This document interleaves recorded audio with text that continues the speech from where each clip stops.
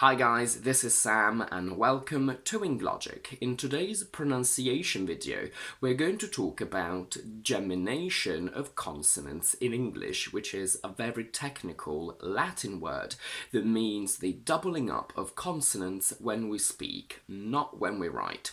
When you learn English, they usually teach you that we don't pronounce double consonants, and that's usually true, but that's not always the case. So without any further ado, please don't forget to like this video and subscribe to my channel, and let's get started. As usual, we're going to practice with this nonsensical sentence, and as a little experiment, I would like you to pause the video, record yourself reading the sentence, and then see if your pronunciation matches mine. The sentence goes, "These business sessions can consume most of your simple logic." Now, I'm going to read it again, and I want you to pay attention to these elements. These business sessions can consume most of your simple logic. Let's see what's just happened here. It's true that in English we don't usually pronounce double consonants, although we write them, so the two S's at the end of business only give one single S sound. Business. Here we get a single sh out of these two S's. Session. And the double N in dinner give a single N sound. And although we don't pronounce them, they are extremely important for spelling because they affect how we pronounce the sounds before them. If dinner had only one N, we would pronounce it as diner. If we didn't have a double P in tapping, we would pronounce it as taping. And just to be clear, today we will not cover spelling rules. But in connected speech, which means when we speak fluently and naturally, because we're lazy, we actually do pronounce double consonants, only in some very specific cases. Let's see what happens when we put business and sessions together. Now remember, we're talking about pronunciation, so not how we spell words, but how we pronounce them. The fact that business ends in two S's in spelling doesn't mean that we have two S sounds there, we only have one. When a word ends on a sound and the following word starts with the same sound, in English we are far too lazy to separate these two words, so we actually merge them together because it's technically easier to do so. So we don't separate them, we don't say business sessions with a pause in the middle, but we connect them and we create a double sound, making sure that these two words basically become one single word. We say business sessions when we have a double S between business and sessions. Now careful, it's very important that you double this sound up, because if you don't double up the sound and you say business sessions, what my brain understands is business and essions. The same goes for consume most. Again, consume ends on a E in spelling, but the last sound is M. So we say consume most with a double M. Simple logic becomes simple logic. We're not here to talk about the clear and dark L, but I will link a video here about that topic. But very quickly, the L in simple is dark because it appears at the end of a word. The L in logic is clear because it appears before a vowel. But when we merge them together and we geminate those two sounds, they both become clear because now they're both followed by a vowel. So it becomes simple logic with a clear double L. In pronunciation, plosive sounds are sounds that are created with the full obstruction of air followed by a big explosion. These sounds in English are p, p, t, t, k, k, m, n. Now, technically, some teachers and books don't consider m and n as plosives because they consider them nasals, which is true, but because they are produced with an explosion, I still consider them plosives, and what happens to the other plosives when it comes to gemination applies to m and n as well. When we geminate plosives, we hold the obstruction a little bit longer. If I say pop, party, let's have a look at the sound p.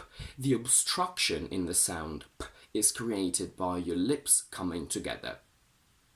And when you explode and open them, you get p. So when you want to do a geminated double p sound, you basically hold the obstruction a little bit longer. Pop, party becomes pop, party, like that. Consume most becomes consume most. For the m sound, you also need to bring your lips together. Non-plosive sounds are sounds that you can keep producing continuously. There is no sudden explosion. You can say s, l, f, forever. And when you want to geminate these sounds, you just keep them a little bit longer. Business sessions, simple logic, cough fast. What I've just told you is the theory that books and teachers must teach you, but actually I don't think you should focus on whether a sound is plosive or non-plosive. I just think you should think about making this sound, whatever it is, longer, and then your brain and mouth will automatically make it happen. This also applies to the sound T. I've done quite a few videos on how to pronounce the letter T and the sound T, which you can find over here, but I've never given you this specific scenario of when we have a vowel and a T sound followed by another word with another T sound at the beginning, and when this happens we double up the T. It takes. I bought tickets. It might feel and sound to you like you're doing a glottal stop, which again you can find in my previous video, but actually you're pronouncing a double T. But if you actively try to do a glottal stop followed by a single T, it will sound exactly the same to us, so we will not be able to tell what you're actually doing. Gemination is very important because it can affect what we understand. Let's compare 7 names. 7 names. The first one has a geminated N, so I understood 7 names. The second one doesn't have a geminated N, so I understood 7 aims. 5 vans. 5 ands. Take care. Take care. The same applies to initials. My initials are SC for Samuel Caruso. When I say them together, the letter S ends on a S sound and the letter C starts on the same S sound. So I geminate them and I say SC. If I don't, I get SE, which is S and E.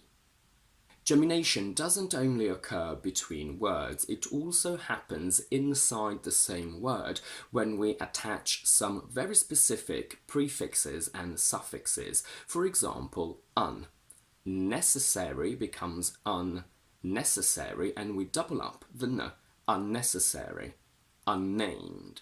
Misspend. Misspell. Evenness. Meanness. Soulless. These are basically the only ones that create a gemination. Other prefixes don't create gemination, so we only pronounce one sound. When you want to create the opposite of some words, you can do that by adding I plus the same letter as the original adjective. So mature becomes immature, where you have I and you double up the M in spelling, but you don't double it up when you speak. We only say one M sound. Immature. Innumerable. Illegal, although apparently in American English sometimes you can double up the L sound in words like illegal. When you create an adverb by adding ly, this doesn't usually create gemination. Usual becomes usually, beautifully, naturally, with only a single L sound.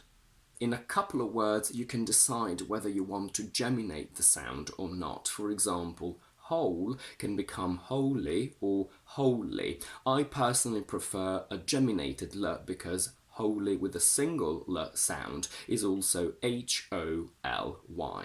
In very few words, you must do gemination. Solely, coolly. Going back to gemination between two separate words, there are a couple of exceptions here and there where in normal spoken English we don't actually create gemination. The prime example is prime minister. If we follow the rule, we should geminate m, so we say prime minister, but in normal common spoken English we actually say prime minister, where we don't double up the m and only one is pronounced. And that's it for today. If you like this video, please don't forget to give it a thumbs up and to subscribe to my channel down below. And do let me know in the comments if you'd ever heard or thought of gemination before. In the meantime, I will see you on Thursday with my quick vocabulary video and next Tuesday with my next explanation one.